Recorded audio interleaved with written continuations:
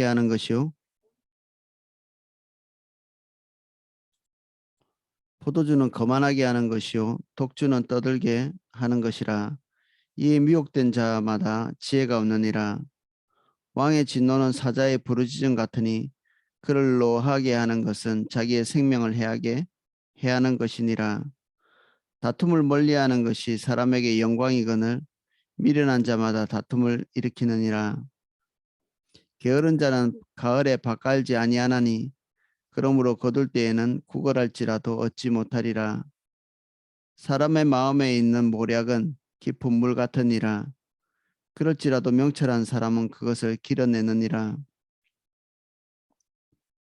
많은 사람이 각기 자기의 인자함을 자랑하나니 충성된 자를 누가 만날 수 있으랴. 온전하게 행하는 자가 의인이라. 그의 후손에게 복이 있느니라. 심판자리에 앉은 왕은 그의 눈으로 모든 악을 흩어지게 하느니라. 내가 내 마음을 정하게 하였다. 내 죄를 깨끗하게 하였다 할 자가 누구냐.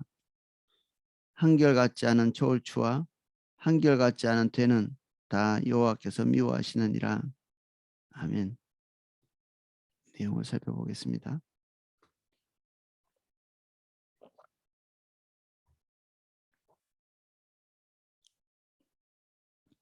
포도주는 거만하게 하는 것이요 독주는 떠들게 하는 것이라. 이에 미혹된 자마다 지혜가 없느니라. 이 잠언 내용은 특별히 그리고 다른 성경에도 마찬가지지만 지혜와 술을 딱 대비되는 그 대상으로 보고 있습니다. 술이 뭐 악이냐 선이냐 이것을 떠나서 경향성, 방향성, 지혜를 향해서 가는 사람, 하나님의 인도를 따라 가는 사람과 술은 정반대의 방향에 놓여 있는 것입니다. 그래서 포도주는 거만하게 하는 것, 이 거만한 자, 이 말 자체가 하나님과 완전히 정반대에 서 있는 존재를 얘기하거든요. 뭐 교만하다 뭐 이런 의미를 포함해서 거만하다는 이런 그 수식어가 달려 있는 사람은 하나님의 교정도 받지 못하는 그 심판의 대상이 되는 그런 존재가 되는 거죠. 독주는 떠들게 하는 것이라. 하나님께서 가장 금하시는 부분이 다른 사람을 의욕하는 것, 그 입을 함부로 놀리는 것, 이게 하나님께서 금하시는 것인데 포도주가 거만하게 하기도 하고 떠들게 하기도 하고, 그러니까 하나님께서 기대하시는 방향을 전혀 반영하지 못하는 그런 기능을 하는 거죠. 술 자체가. 그 성령의 충만을 받으라 이렇게 명령하기 전에 술 취하지 말라는 말을 전제로 깔고 있거든요. 술 자체가 성령께서 인도하시는 것, 그리고 하나님께서 지혜로운 자가 되기를 원하시는 방향, 그 방향과 상충되는 그런 방향을 가지고 있다. 그래서 이 금하시는 것들을 우리 그리스도인들도 금해야 되겠죠. 하나님께서 중요하게 여기시는 직임마다 술을 금하는 규정들이 있거든요. 제사장, 왕, 당연히 선지자하고 이스라엘이 가장 타락했을 때 선지자나 또는 사사들, 그 나실인들에게 술을 먹이는 일이 있었습니다. 아주 못된 일이죠. 그들이 하나님 앞에 살겠다고 이렇게 결정한 사람들에게 이스라엘 백성들이 술을 먹여서 하나님과의 그 관계를 깨뜨리는 그런 일이 있었습니다. 인위적으로. 그래서 세상에 나가서 술을 권하고 그런 것들에 이렇게 녹아져 가지고 한 잔씩 마시는 것, 이게 미련한 일이죠. 저도 군대에 있을 때 젊을 때 도대체 뭐가 옳은 건지 모르겠네. 사람들과 이렇게 어울리는 것이 복음에 더 효과적일까? 아니면 내가 이렇게 술이나 이런 것들을 마시지 않음을 통해 가지고 완전히 이 사람들과 격리되면 어떻게 할까? 이런 고민들 하다가 술 한 잔 먹어본 적이 있거든요. 근데 그 순간에 그때까지 그 군생활하면서 주님과 관계를 가지고 복음을 전했던 그 모든 복음들이 아주 이렇게 가치 없는 것으로 전락하는 그런 경험들을 했거든요. 이게 아주 나쁘죠. 이게 사단은 이게 엄청나게 교활한 그런 면이 있습니다. 사람들을 통해서 우리가 관대한 하나님의 질서나 법에 대해서 관대한 사람이 되어서 스스로 관대한 사람이 됐다는 얘기입니다. 예, 그것들을 아무렇지도 않게 생각하도록. 근데 그 한 발을 나서 보면 우리가 기대하고 있던 그런 것들이 있지 않고 우리가 함정에 걸린 것을 알 수 있습니다. 함정에.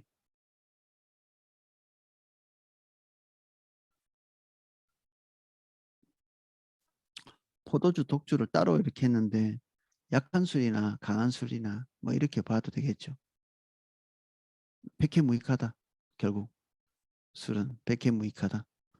딱 그 긍정적으로 표현해 놓고 있는 부분이 있는데 우리가 일전에 살펴본 어, 근심 있는 자, 죽게 된 자, 죽게 된 자는 완전히 이제는 희망이 없는 자. 그러면 술이라도 줘서 그 고통이라도 경감시키는 그런 기능을 가지고 있고 그, 그 마음이 괴로운 자, 통치자의 입장에서 마음이 괴로운 자들이 많을 때 왕에게 손가락질하겠죠. 그 입을 막기 위해서 그 백성들의 입을 막는 용으로 이 포도주를 주는 이 포도주는 어, 자기의 삶 안에 그냥 계속 쳇바퀴 돌면서 있도록 문제를 해결하는 것이 아니라 생각하지 않도록 잊어버리도록 이렇게 만드는 통치 기술로서의 술이죠. 그러니까 상대방에게는 나쁘게 하는 것입니다. 뭐 경쟁자랄까? 경쟁자에게 더 나쁘게 되게 하는 뭐 텔레비전 보고 뭐 이렇게 공부를 해야 되는데 그렇게 하도록 충동질하는 것 뭐 그런 비슷하다고 할까요? 그래서 우리 그리스도인들은 술에 대해서는 담을 높이 쌓는 것이 유익한 일입니다. 왕의 진노는 사자의 부르짖음 같으니 그를 노하게 하는 것은 자기의 생명을 해하는 것이니라.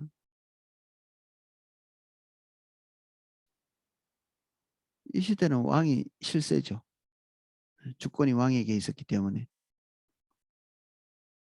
이거 굉장히 현실적인 일인데 주도권자가 누구인지를 아는 것, 그것을 보는 것. 우리의 현실은 그가 우리의 생사 여탈권을 가질 수도 있습니다. 죽이고 살릴 수도 있는. 거기에 지금 앞뒤 안 가리고 들이받고 이렇게 눈박혀 나고 이런 것 자체가 미련한 일이다. 사람의 눈치를 보면서 행하라는 것이 아니라 실세가 누구인지 주도권을 잡고 있는 것이 누구인지 하나님께서 그 공동체 안에 최종적 권력을 가지고 있게 하시는 자가 누구인지 보라는 얘기죠. 함부로 하지 말라는 얘기입니다.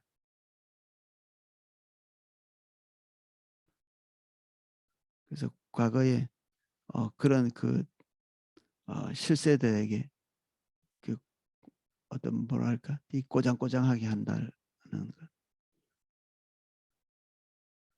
그렇게 하는 사람들을 굉장히 남자답고 그리고 의로운 것으로 이렇게 이미지가 박혀 있다면 이 성경이 얘기하는 것과 있는가 얘기하는 것과는 좀 반대 방향에 있는 것입니다. 그런 이미지가 현실을 직시하고 하나님께서 어떤 자에게 중요한 직책을 주셨다면 그 직책을 통해 가지고 하나님께서 나에게 복도 내리고 그리고 재앙도 내릴 수 있는 거죠. 함부로 하지 말아야 되죠.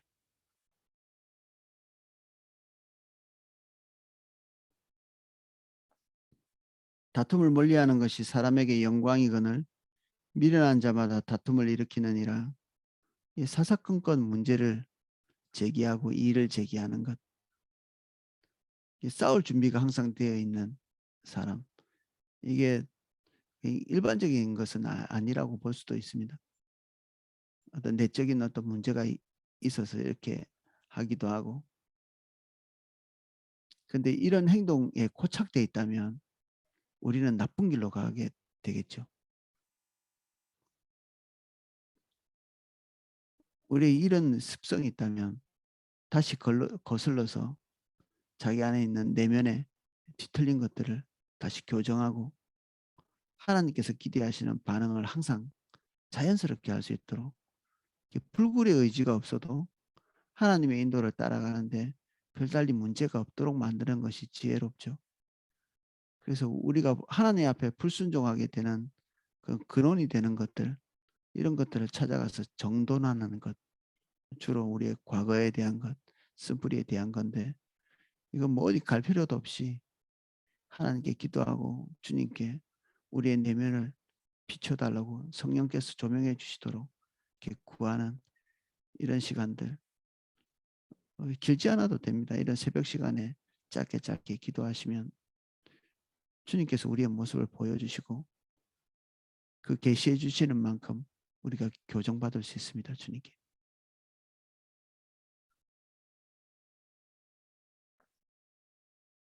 게으른 자는 가을에 밭 갈지 아니하나니 그러므로 거둘 때에는 구걸할지라도 얻지 못하리라.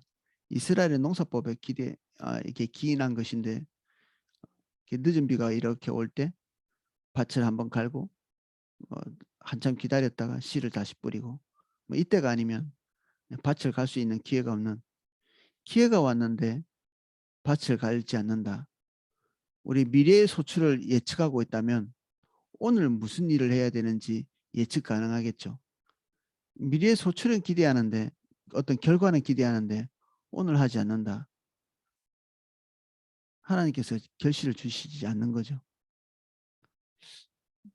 우리가 주님과의 치밀한 동행은 원하는데 신앙훈련은 하지 않는다. 게을리한다. 그러면 미래에 우리에게 떨어질 수 있는 그 소득은 없죠. 물질적인 것도 똑같겠죠. 미래의 어떤 것을 예측한다면 오늘 단기 목표들을 가지는 게 당연하겠죠. 중기 목표, 그리고 최종적인 우리가 기대하는 그 목표. 그래서 우리가 일전에 살펴봤던 꿈을 꾸는 자, 그 현실성 없이 꿈만 꾸는 자에 대한 그 허상에 대해서 우리 같이 좀 나눈 적이 있는데, 우리가 최종적으로 기대하는 바가 있다면 오늘 하나님 앞에서 우리가 이것들에 도달하기 위해서 어떤 걸음을 걸어야 될지, 그리고 하나님께 순종하려면 조정의 과정이 먼저 또 필요하다고 배웠잖아요. 순종은 하나님의 말씀대로 우리가 도달하는 것인데, 그것이 그냥 넋놓고 있다고 되는 것이 아니죠. 우리가 기도는 뭔가 저절로 되게 하는 것이 아니라 하나님 앞에서 우리의 걸음을 정하는 이런 기능을 하는 것이거든요. 주님께서 우리에게 말씀하신 대로 하기 위해서 기도가 필요한 것입니다.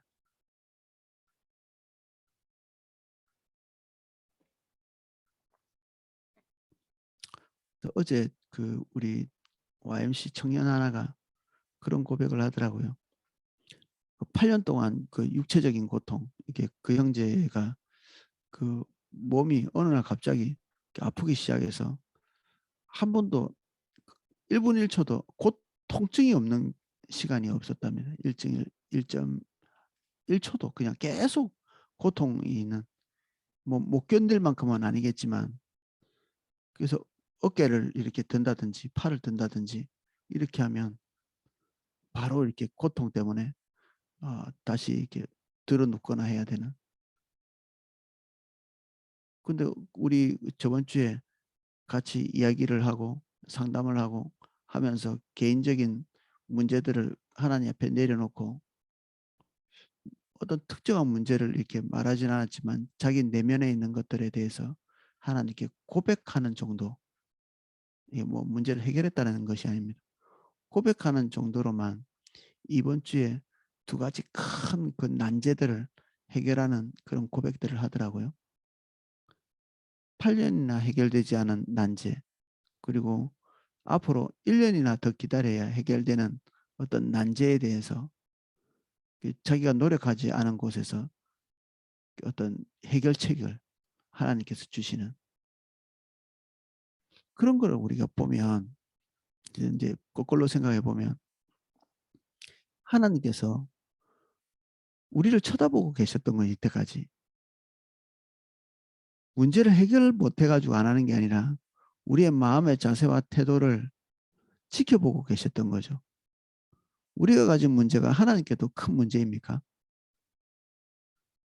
어떤 사람과의 관계 문제라든지 우리나 산더미 같은 문제고 우리나 절벽 같고 우리나 불가능한 문제지 하나님께는 아무것도 아닙니다. 잘 모르셨나요? 그래서 주님께서 기대하시는 바를 행하는 것,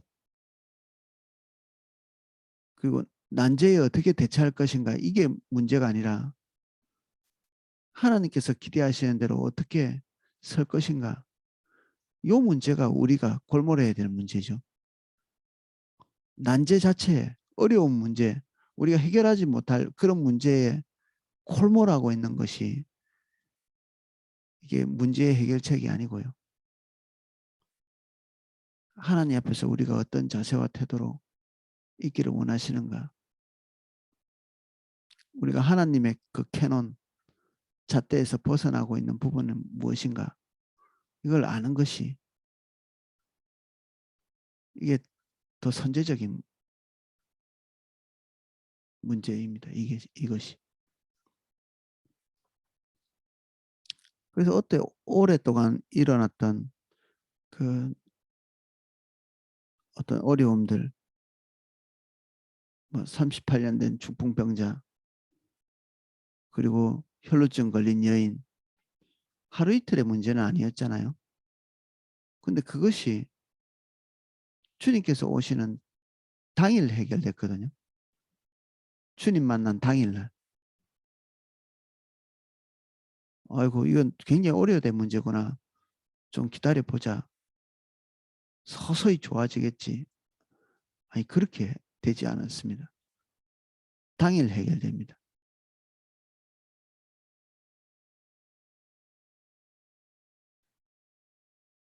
이게 속도 문제. 우리에게 있는 어떤 그 중대한 문제가 우리는 오래됐을 때 그것이 해결되는 것도 천천히 될 거라고 이렇게 생각되는, 물론 그런 요소들이 없는 것은 아닌데 급작스러운 해결을 보는 경우도 되게 많습니다. 급작스러운 해결. 우리의 생각, 우리의 지혜, 우리의 많은 고민들, 이런 것과는 달리 하나님 앞에서는 그런 문제들이 너무 어이없이 그냥 없어져 버리듯이 별것도 아니듯이 이렇게 되는,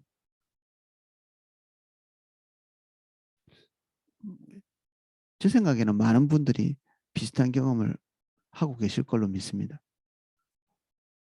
저도 잊어버리고 있다가 그 형제님의 그 간증을 들으면서 어, 그렇지, 하나님께 달려 있었지. 8년 된 통증도 이게 뭐 우리는 난감하지만 이 하나님께는 별 문제가 아니었지. 그런 정리가 되더라고요. 우리가 현실을 무시할 수는 없지만 거기에 올인하다 보면 이 부분을 금방 놓치는 것 같아요. 하나님께는 별것도 아니다 하는 것.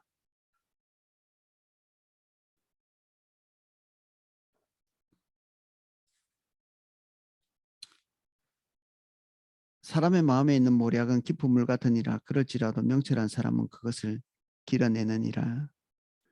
사람의 마음에 있는 그 모략, 생각, 이런 것들은 길어내기 힘든 그 열길, 뭐 물속은 알아도 한길 사람 속은 모른다. 근데 여기에 이제 부정적인 그런 부분들을 얘기하는 것이 아니라 하나님께서 주시는 명철이 그것들을 파악해낼 수 있다. 이건 나이와도 상관없고 경험과도 별로 상관없는 것 같아요. 상대가 무엇을 원하는가, 상대 안에 무엇이 있는가, 이런 것들을 파악하는 것은 하나님께서 주시는 통찰력이기 때문에 이거는 그런 경험이나 이런 것과는 별로 상관없이 우리가 충분히 대처해 나갈 수 있을 정도의 그 지혜를 하나님께서 주실 수 있습니다. 관계라는 게 쉽지 않잖아요. 한 발 한 발 지뢰밭 같지 않나요?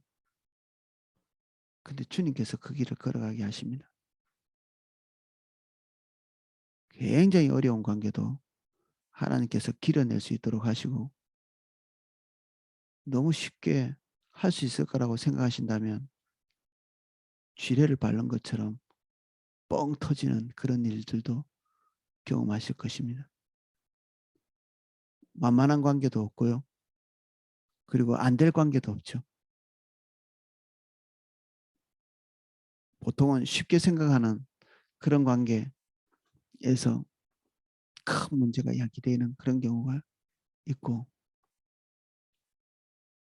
난감한 이 문제인데도 주님의 인도를 따라서 어렵지만 우리의 발걸음 옮길 때 놀라운 결과가 또 우리 삶에 있기도 합니다.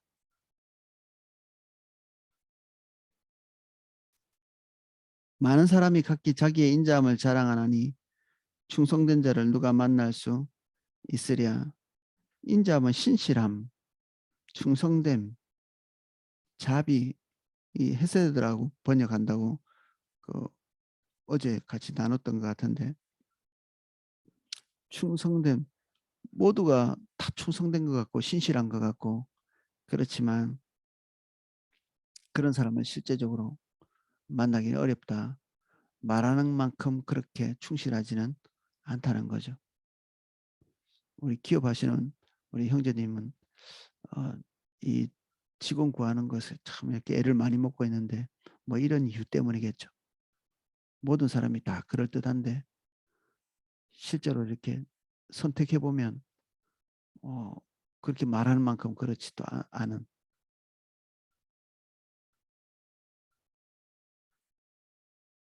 누가 충성된 자를 만날 수 있으랴. 충성된 것은 딱 정리를 이렇게 하시면 됩니다. 하나님 말씀대로 그대로 하는 것, 그리고 고용주의 기대대로 해주는 것, 리더의 기대대로 성취해 주는 것, 이게 충성된 것입니다. 내가 원하는 높은 이상을 이루는 것이 아니라 하나님께서 딱 기대하시는 그것, 리더가 기대하는 그것, 고용주가 기대하는 그것, 그것을 하는 것이 충성된 것입니다.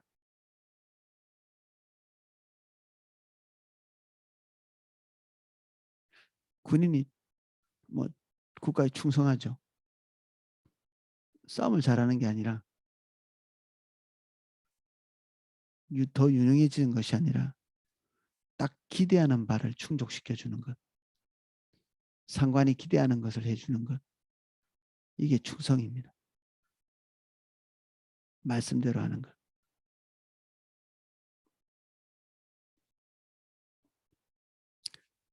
의외로 어렵지 않을 수도 있습니다. 충성이라는 것이 우리의 그 고혈을 짜내는 그런 것이 아닌 경우가 많거든요. 리더가 우리에게 기대하는 것이 굉장히 불합리한 것 같지만 실제로는 우리가 리더에게 신뢰감을 주지 못했기 때문에 리더가 화를 내는 것이라고 볼 수 있습니다. 어떨 때는 엄마가 화내거나 아빠가 화내거나 이 화가 났다. 어떨 때는 그 화가 폭발하는 게 작은 것일 때도 있거든요. 뭐 신발을 똑바로 안 벗어놨다든지. 근데 이 폭발하는 것은 그런 작은 것인데 실제로 누적되어 있는 문제들은 그 뒤에 배후에 오랫동안 이게 쌓여 있는 경우가 많죠. 남편이 교회 가지 마라. 이 말 한마디가 오늘 교회 나가는 것에 대한 종교적인 반대가 아니라 그동안 켜켜이 쌓여 있었던 거짓 신앙 안에 있었던 우리의 올바르지 않음, 우리의 탐심을 종교적인 이유로 전면에 내세워서 그동안 남편에게 예수 그리스도에 대한 그 이름에 대한 먹칠을 해놓는 이런 것의 결과일 수도 있습니다. 내가 예수 그리스도에 대한 이미지를 어떻게 리더에게 만들어가고 있었는가? 내 상관에게 예수 그리스도에 대한 이미지를 어떻게 만들어가고 있었는가? 나를 고용한 고용주에게 예수 그리스도에 대한 이미지를 내가 어떻게 만들어가고 있었는가? 아, 예수 믿는 사람은 정직하군. 탐욕스럽지 않군.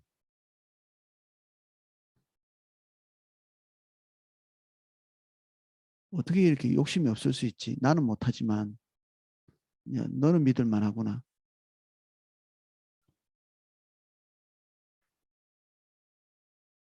이런 것들이 쌓여 있을 때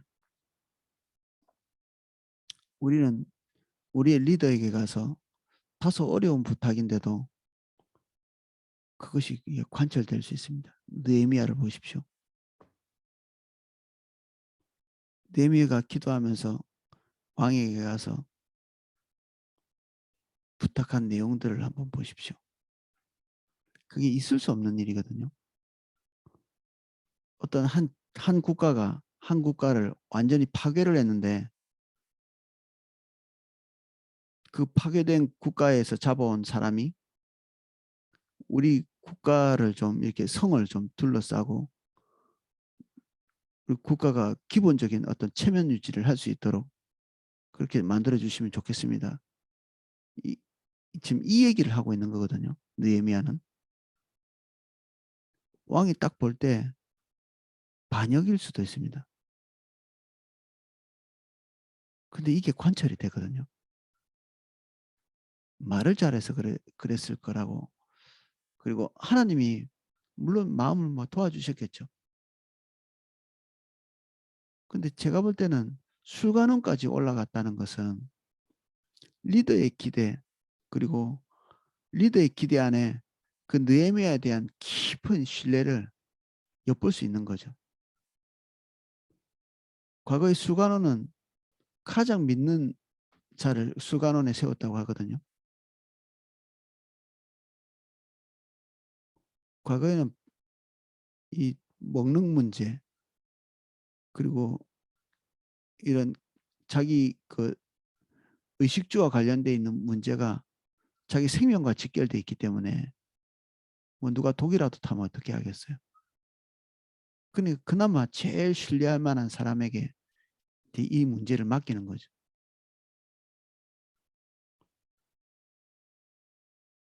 그래서 느헤미야는 굉장히 오랜 세월 동안 그 직업을 가지면서 그 상관에게 뭐 의심할 여지가 없는 어떤 충성됨을 이렇게 보인 거죠. 신실함. 하나님에 대한 이미지는 당연히 느헤미야의 하나님이었기 때문에 하나님께서 우리를 통해서 영광 받으시기를 원하신다는 것은 우리의 이미지와 하나님의 이미지를 딱 붙여놓는 것입니다. 뭐 우리가 어떻게 하든지 하나님은 영광 받으시겠지가 아니라 우리가 하는 행동, 말, 판단, 생각 이런 것들을 지켜보고 있는 믿지 않는 사람들이 우리를 보면서 하나님은 그냥 하나님이 아니라 나의 하나님이죠. 여기 계신 성도님 한 분 한 분의 하나님입니다. 불신자들이 보기에는 그렇습니다. 세상이 다 교회를 비난해도 당신의 하나님은 올바르군요. 이게 올바른 거죠. 당신의 하나님. 느헤미야의 하나님. 저도 고민이 되네요. 나의 하나님은 어떻게 이해될까? 사람들에게.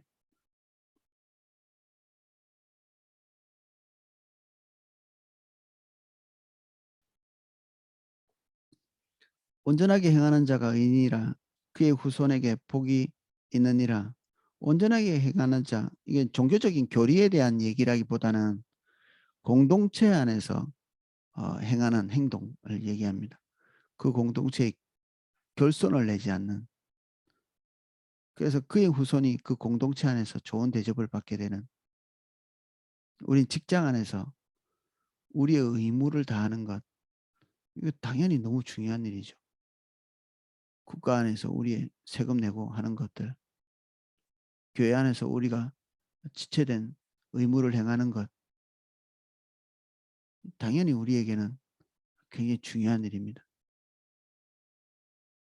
주님과 나와의 관계가 아니라 동시에 공동체와 나와의 관계 안에서 맺은 어떤 일종의 무건적인 계약들, 이런 게 중요하죠. 잠언은 그런 것들을 세세하게 짚어놓고 있습니다. 무시하지 못하도록.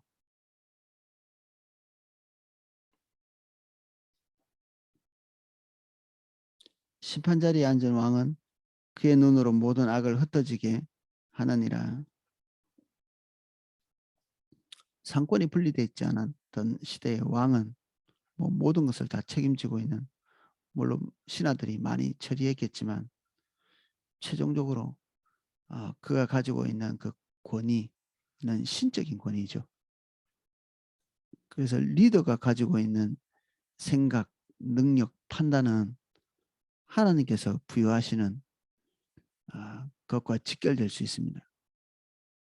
최종적인 결론, 결단, 이런 것이 내려질 때 우리가 그것에 대해서 겸비하는 마음이 필요합니다. 내 개인에게는 불합리할지라도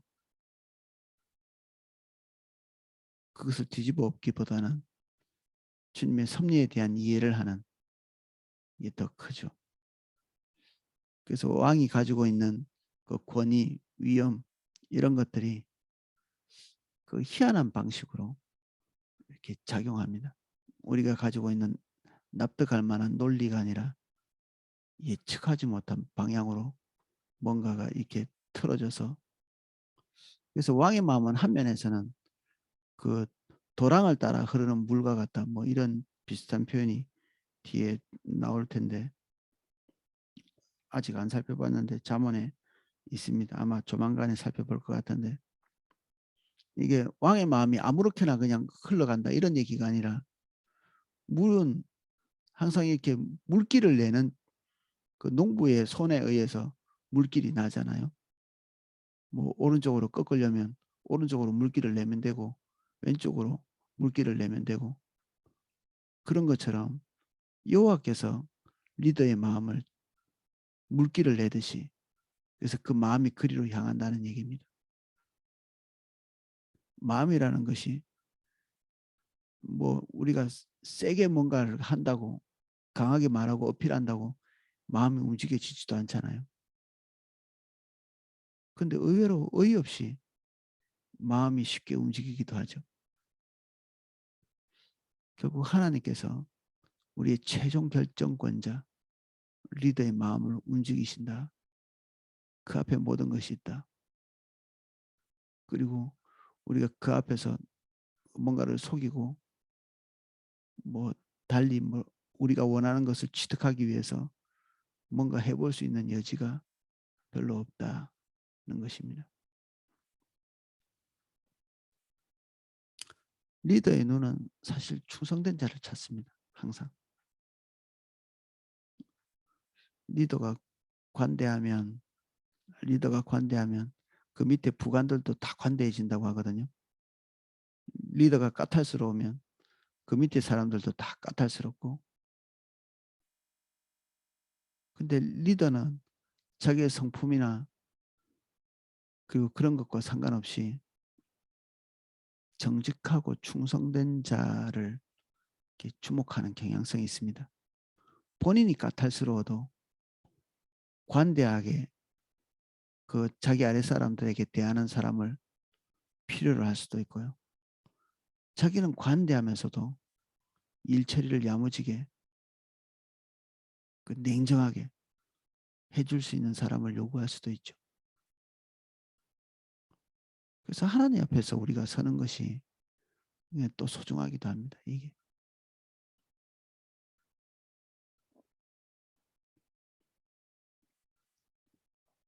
내가 마음을 정하였다, 정하게 하였다, 내 죄를 깨끗하게 하였다 할 자가 누구냐. 구약 성경에서 이런 말을 보니까 놀랍죠. 우리의 중심 안에 선한 것이 없는, 하나님의 완전한 기준에 서지 못하는, 근데 지혜자의 눈에도 이게 그렇게 보였습니다. 아무도 정결하게 이렇게 산다고 하지만 그렇지 못한 흠집들을 발견하게 되는 거죠. 아마도 단 한 사람도 발견하지 못했을 것입니다. 한결같지 않은 저울추와 한결같지 않은 되는 다 여호와께서 미워하시느니라. 이게 고대의 가장 쉬운 저울을 속이는 방법이죠. 뭐 살 때는 무거운 추, 살 때는 가벼운 추, 또는 팔 때는 또 다른 추, 이 추를 가지고 무게를 정하는데 이 무게를 살짝 조작해 가지고 이득을 남기는, 하나님께서 그 물건을 사고 파는 그 자리에 그 눈을 이렇게 주목해서 보시면서 어떻게 하나를 보시는 거죠. 종종 믿음도 좋고 은사도 이렇게 많고 교회 안에서 지도력을 가지고 있고 이런데 뭐 접촉사고 같은 거 낼 때 막 후다닥 덮고 막 이런 것들 종종 봅니다.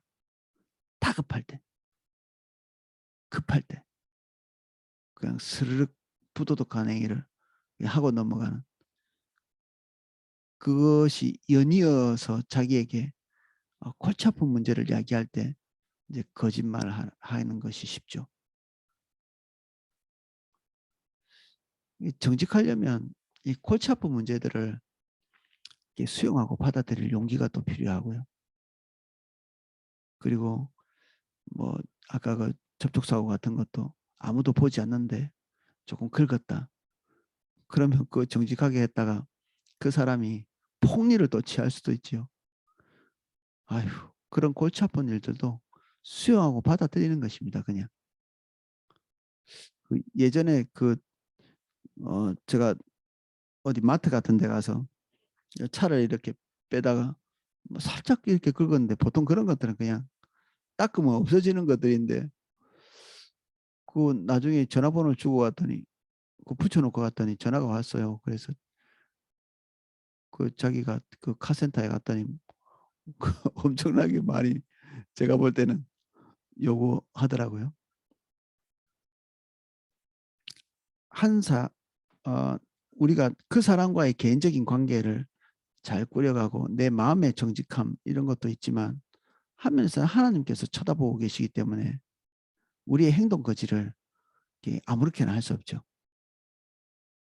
제가 그 지역에서 그 처음 간 지역에서 오이코스를 개척하고 있었는데, 그때 이제 오이코스 모임하기 전에 그 마트에 들어갔다가 그런 사건이 일어났는데, 내가 하나님 앞에서 지금 하나님의 일을 한다고 거기에 갔는데 정말 이게 정직하고 그리고 사람과의 관계를 뒤틀리게 하지 말아야 되겠다는 생각이 있었거든요.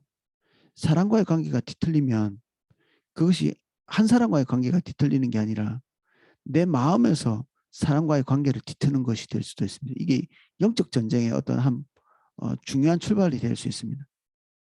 어떤 것이 묶이잖아요. 이게 논리적으로 이렇게 설명할 수 없지만 그 사건, 그 지역, 그 시간에 모든 것이 다 묶여질 수 있습니다. 예를 들면 사울이 하나님께서 약속하신 그, 그 국가 안에 여부수 사람 그 민족들이 있었죠. 이 민족이죠. 그 이스라엘 민족이 아닙니다. 그 우리 여호수아서를 보면 이 이스라엘 백성하고 이렇게 타협을 하기 위해서 그 평화 협정을 맺기 위해서 곰팡이 나는 떡 그리고 떨어진 옷을 입고 멀리서 왔다고 이렇게 얘기하면서 평화협정을 맺자 이렇게 하거든요. 가까이서 왔으면 당연히 평화협정을 안 맺었겠죠. 하나님께서 다 진멸하라고 했는데. 근데 여호수아가 그때 실수를 했는지 하나님께 묻지 않고 딱 보니까 뭐 멀리서 온 것 같으니까 그 가나안 땅 안에 있는 사람이 아닌 것 같으니까 그 대신들과 평화협정을 맺죠. 그러니까 뭐 이 평화협정을 맺고 나서 조금 가보니까 바로 그 여부수 사람이었던 거죠. 근데 이미 평화협정을 맺었기 때문에 번복을 하지 못하고 그 사람들을 죽이지 않겠다고 그리고 이스라엘 내에 그 사람들이 살게 하겠다고 약속한 거죠. 근데 이 협정을 그 사울이 깨뜨립니다. 여부수 사람들을 학살한 거죠. 그 공동체 안에서 이민족을 그 학살하는 한면에서는 종교적인 이유도 있었을 것입니다. 근데 이 재앙이 언제까지 미치냐면 다윗의 통치 때까지 미칩니다. 가뭄이 생겼는데 가뭄의 이유를 잘 모릅니다. 하나님 앞에 나갔을 때 이게 사울의 죄로 인한 여부수 사람들의 원한이 하늘에 닿은 거죠. 성경에 종종 이런 표현이 있죠. 우리가 억울하게 한 사람, 불합리한 우리로부터 이렇게 불합리한 대접을 받은 사람, 그런 사람이 누구에게 하소연한다고 이렇게 돼 있냐면 하나님께 하소연한다고 돼 있거든요. 이 가난한 사람이나 고아나 과부나 나그네나 이런 사람들은 자기를 지킬 수 있는 능력 자체가 잘 없잖아요. 그런데 이들이 하나님께 부르짖으면 하나님께서 움직이시는 거죠. 그럼 우리는 어떻게 되는 겁니까? 만약에 그 사람들과 충돌이 있을 때는 우리는 이 약한 사람들을 상대하는 게 아니라 이 사람들이 하나님께 하소연했기 때문에 우리는 하나님하고 대결해야 되는 거죠. 이게 쉬운 문제가 아니죠. 그래서 그 접촉사고 났을 때 그 지역 사람들의 대표라는 생각이 들더라고요. 그래서 그 사람에게 그 사람이 요구하는 것 돈을 주고 거기다가 그 어, 카센터까지 갔을 만한 그런 그 기름값까지 포함해서 그 카센터까지 가는데 기름 들고 시간 낭비했을 건데 내가 돈을 더 넣었다고 이렇게 얘기하고 이제 돈을 돌려보냈죠. 아마도 그 사람은 횡재했네 이렇게 생각할 겁니다. 안 그래도 돈을 많이 요구했는데 거기다가 돈을 더 얹어서 주니까 이런 행동들은 표면적으로는 바보 같은 행동일 수도 있는데 어떻게든지 한 푼이라도 더 깎고 이렇게 할 수 있는데 이게 어떤 영적인 차원에서 그리고 하나님과 관련돼서 그리고 어떤 지역의 사람들과의 그 관계를 그 맺는 과정에서 우리가 어떤 식으로 풀어갈 건가 최종적으로 돈 몇 푼을 더 남길 것인가 아니면 그 사람들의 그 마음속에 남을 그 하나님의 이름 그리고 우리의 그 영적인 묶임들을 순탄하게 푸는데 초점을 맞출 것인가 우리의 관심이 어디에 있느냐에 따라서 우리의 그 표면의 행동이 이렇게 달라질 수 있겠죠. 그래서 지나치게 우리가 이해 득실을 초점 맞춰서 행동하고 판단하면 우린 소탐대실 작은 것을 취하고 큰 것을 놓칠 수 있는 그런 위험이 있습니다. 오늘 여기까지 살펴보겠습니다. 기도하겠습니다.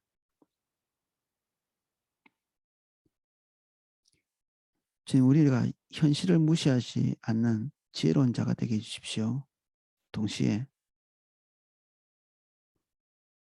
현실의 작은 이득 때문에 일희일비하지 않도록 도와주십시오. 현실의 아주 작은 문제를 풀어갈 때도 크신 하나님께서 주목해 보시는 그 하나님의 시각을 인식할 수 있도록 은혜를 주십시오. 주님, 우리가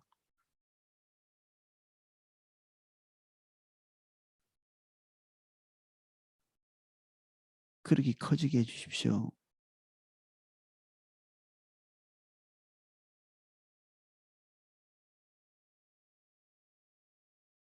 큰 그릇이 되게 해주십시오.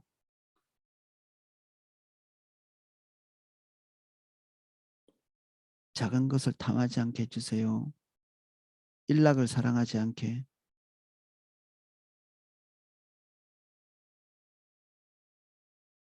복잡한 문제를 대충 처리하지 않도록, 세상이 칭송하는 대로 부안해동하지 않게 하나님의 진리를 따라 우리의 삶의 가장 기초적인 문제부터 풀어갈 수 있도록 은혜를 주십시오. 예수님 이름으로 기도합니다. 아멘. 큐티하고 기도하실 수 있도록 음악을 방송해 드리겠습니다.